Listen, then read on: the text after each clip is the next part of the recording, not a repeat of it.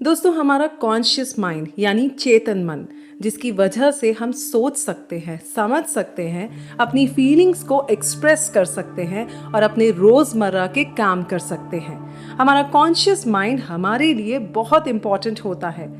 लेकिन क्या आपको मालूम है, हमारे कॉन्शियस माइंड की कुछ लिमिटेशंस होती हैं।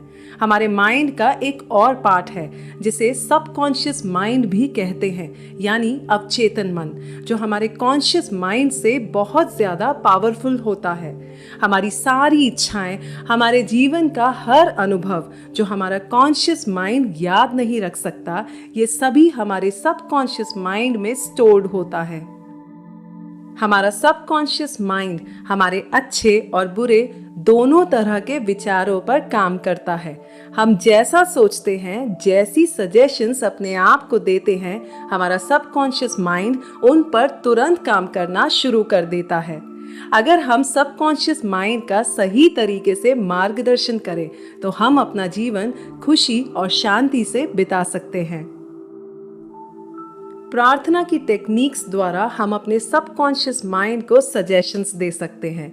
इस अध्याय में लेखक हमें बताते हैं कि अगर कोई प्रार्थना के द्वारा अपना या किसी और का उपचार या हीलिंग करना चाहता है तो उसके लिए सबसे पहले उसके मन में ये विचार स्पष्ट होना चाहिए कि वो ये उपचार क्यों और किस लिए कर रहा है। हमारे सबकॉन्शियस माइंड का हमारी हीलिंग में या किसी और व्यक्ति की हीलिंग में एक बहुत ही इम्पोर्टेंट रोल है। हमारे मन में जो भी विचार आते हैं, हमारी भावनाएं, हमारी इच्छाएं या जो भी हमारी जिंदगी को लेकर हमारे मन में चलता रहता है, हमारा सबकॉन्शियस माइंड ये सब कुछ मॉनिटर कर रहा होता है और सुन रहा होता है। इतना ही नहीं, हमारा सबकॉन्शियस माइंड हमारी पुरानी यादें, हमारा बिलीफ सिस्टम, यहाँ तक कि जो सजेशंस हमें दूसरों से मिलते हैं और कभी कभी जो सजेशंस हम खुद अपने आप को देते हैं, ये सब कुछ हमारे सबकॉन्शियस माइंड को पता होता है। क्या आपको मालूम है, हमारी हर बीमारी हमारे नेगेटिव विचारों द्वारा पहले हमारे दिमाग में उत्पन्न होती है और फिर जब वो नेगेटिव विचार हमारे दिमाग में बार बार आते हैं तो हमारे दिमाग में उन विचारों से एक मेंटल पैटर्न बन जाता है। हमारा सबकॉन्शियस माइंड तो वैसे ही सब कुछ सुन रहा होता है। यहाँ पर फिर से हम एक बार law of action and reaction के बारे में बात करेंगे। अगर हमारे नेगेटिव विचार हमारे द्वारा सोचे गए एक्शंस हैं तो हमारा सबकॉन्शियस माइंड हमारे इन विचारों पर रिएक्ट करता है और फिर इन नेगेटिव विचारों की वजह से हमारे शरीर में बीमारियां मैनिफेस्ट हो जाती हैं। इस संसार में इतनी सारी हीलिंग थेरेपीज हैं जो उपचार के लिए इस्तेमाल की जाती हैं। बहुत से हीलर्स ये भी कहते हैं कि ये हमारी थियोरी है या फिर our method is the best.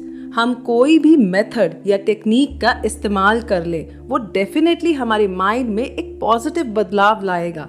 लेकिन लेखक बताते हैं कि कोई भी हीलिंग थेरेपी तभी काम करती है जब हमें उस टेक्निक या मेथड पर विश्वास होता है और जब हम पॉजिटिव फील करते हैं, जिससे हमारे सबकॉन्शियस माइंड को ये मैसेज जाता है और फिर हीलिंग शुरू हो जाती है। लेखक ने हमें इस अध्याय में कुछ यूजफुल टिप्स बताए हैं जिन्हें हमें प्रार्थना करते हुए ध्यान में रखना है। आइए जानते हैं इन्हें संक्षिप्त में।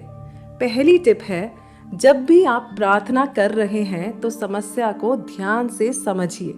दूसरी, उस समस्या के समाधान या फिर तरीके की तरफ बढ़िए जिसे सिर्फ आपका सबकॉन्शियस माइंड जानता है। तीसरी, गहरे विश्वास के साथ महसूस कीजिए कि इस समस्या का उपचार हो चुका है। चौथी, प्रार्थना द्वारा दिए गए उपचार के दौरान इन वाक्यों का इस्तेमाल ना करें, जैसे मुझे उम्मीद है या ये बेहतर हो जाएगा। ऐसे वाक्यों का बोलना या सोचना मतलब आपको विश्वास नहीं है कि ये टेक्निक आपके लिए काम करेगी। इससे हीलिंग में ऑब्स्टेकल्स क्रिएट हो सकते हैं और हीलिंग डिले हो सकती है। लेखक यहाँ पर हमें ये भी बताते हैं कि भले ही हम अपने सबकॉन्शियस माइंड को देख नहीं सकते, लेकिन अगर हमें उसकी पावर के बारे में जानना है और उसके द्वारा करे जाने वाले करिश्मों को अनुभव करना है, तो हमें इस प्रिंसिपल पर विश्वास करना होगा और महसूस करना होगा कि हमारा सबकॉन्शियस माइंड मास्टर माइंड है, जिसे मालूम है कि हमें शारीरिक और मानसिक रूप से कैसे ठीक रखना है। बस इसके लिए आपको रिलैक्स रहना है और ये महसूस करना है कि आपको आपकी हर समस्या का अच्छा परिणाम ऑलरेडी मिल चुका है, चाहे फिर वो आपका स्वास्थ्य हो, आपकी फाइनेंशियल कंडीशन हो, आपके रिलेशनशिप्स हो या फिर आपकी प्रोफेशनल लाइफ हो। याद रखिएगा कि सबकॉन्शियस माइंड के लिए आपकी फीलिंग्स बहुत मैटर करती हैं।